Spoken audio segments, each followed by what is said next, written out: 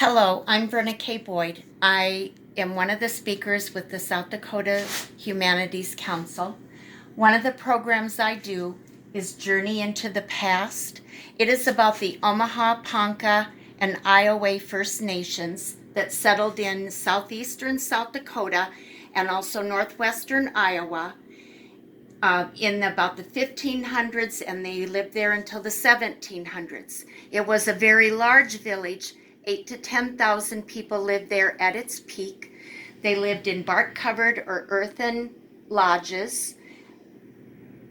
They did go out on 2 bison hunts a year, but they were known for their gardens, their farming, and they had interesting farming techniques. I show replicas of farming tools, other tools that they used.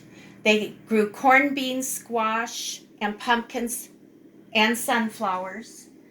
I also talk about and show samples of their pottery. It's a very, very unique, important type of pottery. And then the village was also a major trade site. First Nations peoples traveled all over using dog travois to trade for pipestone, food supplies, bison hides, and then in turn those other First Nations brought things that the people living here needed. And each family owned dogs. I point out how it was before the horses arrived, which everyone finds intriguing. My second program is about monarch butterflies, and we discuss how important South Dakota is to raising their population numbers. I do a PowerPoint program on it. In the spring, summer, fall, I can also have live specimens of eggs, caterpillars, and adult monarchs.